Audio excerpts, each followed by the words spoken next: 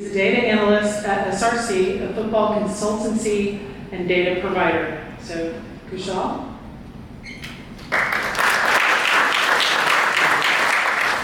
I would like to start by thanking Sarah and Professor Powers for giving me this great opportunity to talk to you, or to talk in front of you guys. Hi everyone. My name is Kushal Gupta. I'm the leader of RISE Sports Analytics, which is a division of the RISE. I'm leader of RISE Soccer Analytics, which is a division of the RISE Sports Analytics team that supports the RISE Women's Soccer team through data-driven analysis. And today I'll share a bit about my background, what we as a club do, and my experience leading the club. So this is a brief introduction about myself. I'm an international student from Hyderabad, India, and I'm majoring in computer science and sports analytics here at RISE. I'm also an intern at Source Football, which is led by Sarah, whom many of you may already know. And I'm a Man City fan, as you can see by the jersey that I'm wearing today, and most of the pictures on the slide. I'm not a bandwagon fan though. I joined RISE Soccer Analytics in the fall of 2023 under Hill's leadership, who was one of my seniors, and the hands-on experience and the fact that I was able to do work that impacted the team directly, that was a very fulfilling experience for me. And when you graduated last year, I got the opportunity to lead the club myself, and it has been an amazing journey so far. So what exactly does RISE Soccer Analytics do? As I mentioned before, we are a club that supports the RISE Women's Soccer by conducting player and team performance analysis of solely our opponents. And we use Wildcard for all analysis, which is an amazing platform with an extensive range of statistics, match reports, pre-match reports, match footage of most NCAA D1 soccer teams. And we divide analysis into 4 key types of reports. So we look at chances created, which looks into how the opponent creates goal scoring opportunities, chances defended, which looks into how they defend goal scoring opportunities, set pieces, that focuses on how the opponent sets up both offensively and defensively during set plays, and lastly, focus players, which entails a deep dive into key players of the opposition as scouted by the coaching staff. And one of the things that I'm most proud of as the leader of the club is that each and every member of the club gets complete freedom to analyze opponents in whichever way they feel like, and they all have their own unique styles, and there is no blueprint that one has to follow. And to illustrate this, I've actually got a report by Andrew, who's actually here, and he's one of my teammates. And in this report, he's analyzing Louisiana's pressing, and he quantifies their aggression by stating that Louisiana engaged in 103.6 offensive duels per game, winning over 30%. And this alone is a great stat to have in a report, but then he takes a step, or he reinforces this point by including a few graphs from Wildcard's team reports that showcase exactly where on the pitch Louisiana commit most fouls and have most ball possession recoveries, and it's pretty evident that they commit most fouls higher up the pitch and the ball possession recoveries are more central.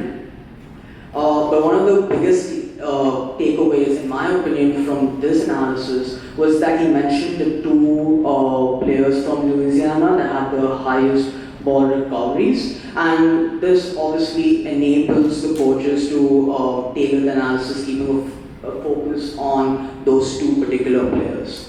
One key piece of feedback that we did receive from the coaches regarding this particular report was that they would have loved to see where Louisiana ranked in terms of offensive duels and offensive duels win percentage compared to some of the other teams in the conference, just to get an idea of their relative strength. And this is a report that's actually made by me, where I analyze Tulsa's pressing And I have a very different way of analyzing games compared to Andrew. I don't prefer reading Through White Scout Smash reports, but I actually like to watch the footage. So I end up taking a lot of screenshots of, so in this example, I took a screenshot of Tulsa's game where they were pressing pretty aggressively, and then I made some annotations to really convey my point. And in particular, I state that the defense plays man defense, and that the midfield plays man defense, and that the forwards are very aggressive with their pressing. And then to reinforce my point, I added a few graphs from Weisskaut's match report that shows how Tulsa's PDA was a little lower than their opponents, especially during the start of the games. And this is great because this gives the coaches an idea of where exactly the players are positioned and if there are any movement patterns that they have to know about. Having said that, one key piece of advice that I got was that they would have liked to have more screenshots, examples of such pressing by Tulsa, and one is just not enough and doesn't really convey and depict season-wide or match-wide trends. And also they would have liked to have the names of the players on the screenshots just to get more clarity on who is who. But these two examples actually highlight the beauty of analytics, right? So there is no one single way of analyzing a team or of sharing insights, and different perspectives add more depth to understanding how the opponent plays. I would now like to talk about my experience as a leader leading the club for the first time, some of the things that went well and some of the things that I could improve on for the upcoming season. I think one of the biggest successes that we had last season was that we were able to grow the club from 6 members to 12 members by the end of the season. And this obviously means a lot to me as the leader of the club, and shows that more and more people and students want to join the club, reinforcing that we are probably doing something right and providing value not just to the team, not just to soccer, but also to the members of the club themselves. And again, the biggest point that I wanted to make was I'm so proud of my team and like the dedication, the hard work that they've put in all through the semester. It was commendable to see the high quality reports that they sent me every single week, even though they had a lot of academic pressure and responsibilities in the background. So it was commendable to see that hard work. And especially during conference tournaments when we didn't have a lot of time to actually make those reports, they pulled through, and this would not have been possible without their hard work.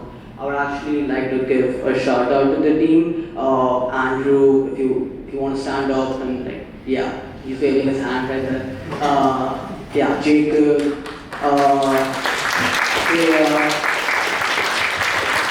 Josue, and Anjali. So these guys have been instrumental to our success, and this just would not have been possible without all their work. One of the things that I could improve on as a leader is fostering more collaboration between the members, and each member currently just works by themselves independently on the analysis. And although it does sound great to have like people working together and analyzing footage together as a team, it does come at a cost of efficiency, and like finding that balance between efficiency and productivity and just collaboration is going to be super important for me, and that's something that I want to work on for the upcoming season. And I just want to end my presentation by sharing this quote from our head coach, Coach Lee, and what he had to say about the club. So he said, the analytics group played a significant role in our successful season. The opponent reports framed our tactical training for the week. They also gave the coaching staff insights that formed how we watched the match, setting the table for match winning in-game adjustments. I'm certain we have the most advanced analytics in the conference and quite possibly in the country. And again, hearing this means a lot, and it just goes on to show that again we are making a real impact on the team, and we are moving in the right direction. So much so that from next season onwards, we will be reporting directly to Coach Lee and the players with the analysis. And this is just a testament to the fact, to the trust and the promise that they have placed on us, and that's something that I'm really, really grateful for. Thank you.